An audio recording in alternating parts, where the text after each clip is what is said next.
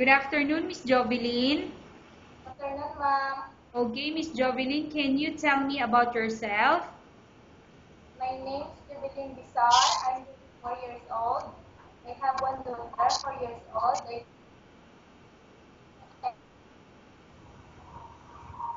Okay, I have few questions for you to answer, so let's start. Why do you want to work as a maid? I work as a maid because I want to earn money for the studies to my daughter, and I want to help my family. Why you choose Malaysia when there is a lot of other country? I choose Malaysia because this is open country. How are you qualified for this job?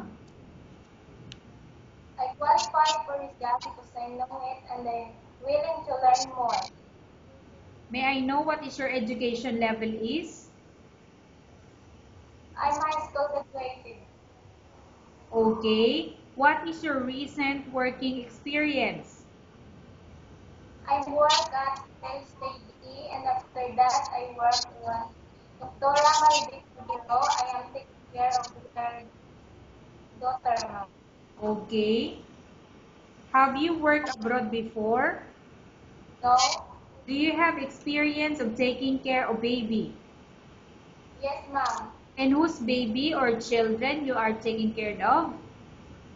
My own daughter, ma'am. Okay. So how old is your daughter when you take care of her? 4 years old. Okay. What about elder or older people? Do you have the experience? No? Are you willing to take care or look after an elder or older people? Yes, ma'am. Do you have any other special skills? Yes, ma'am. May I know what special skills do you have? Cooking, uh, washing toys, taking care of baby, mm, ironing, and cleaning up house around them. Okay. Are you willing to learn new skills? Yes, ma'am. Are you willing to work with a family where the mother-in-law or any relatives stay together? Yes, ma'am. Currently, are you still working now? No? Do you know how to cook? Yes, ma'am. What sort of food can you cook? Like Filipino food, ma'am. Such as? Adobo, chopsoy, caldereta. Okay. Are you aware that you will have to do washing, cleaning, ironing, and cooking? Yes, ma'am. From all the house chores or household works like cooking, cleaning, ironing, and washing, which do you like most? Cooking and babysitter, ma'am. Okay. If ever you were selected to work in Malaysia, who will take care of your kids? My mother and my husband.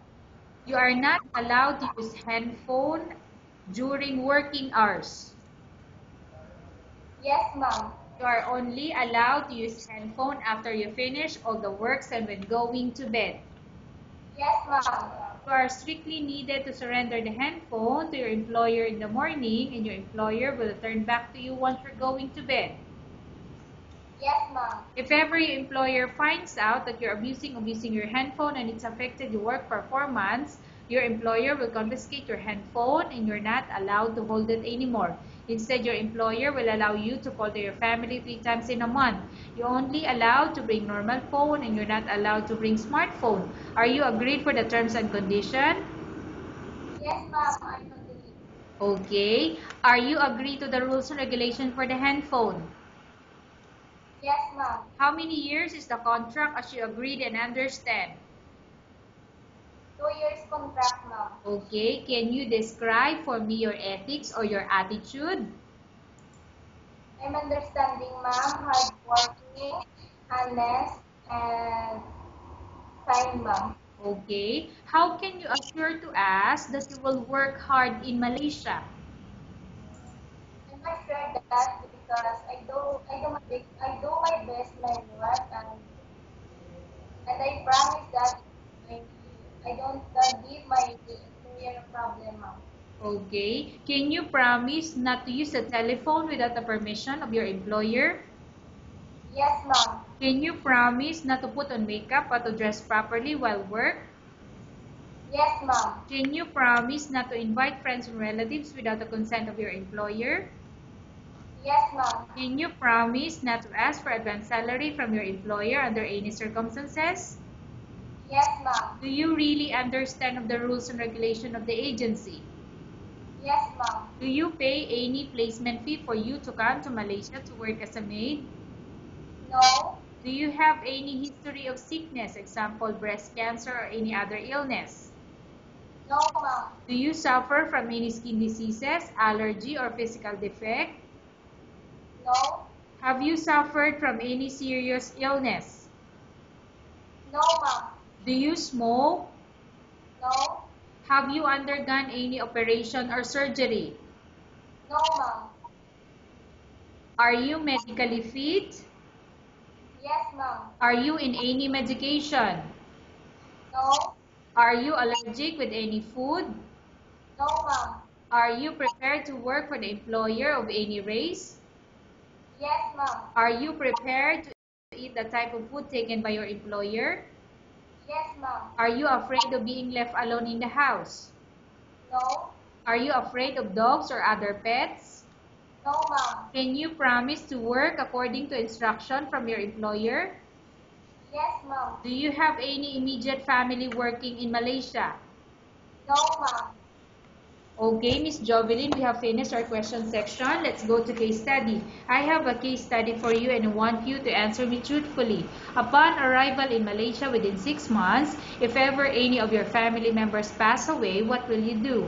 Will you continue to work till finish your contract or you will go back?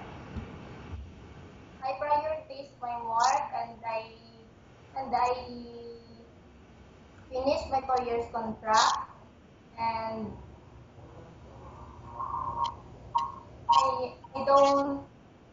I don't give my employer a problem and I finish my job, ma'am. Okay, tell us about yourself and why do you want to work in Malaysia as domestic helper?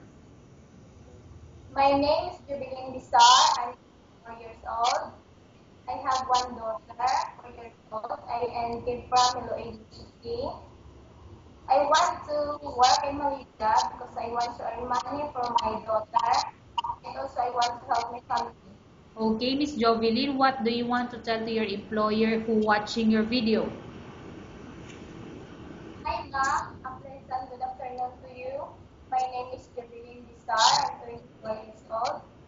Please choose me as a domestic helper because I do my very, very best to do my work and I'm willing to learn more. And I promise I will not give you a problem and I finish my 4 years contract. God Okay. bless. Okay, thank you very much, Miss Jovelyn. We will update to your agency if there's any selection made by the employer. Yes, ma'am.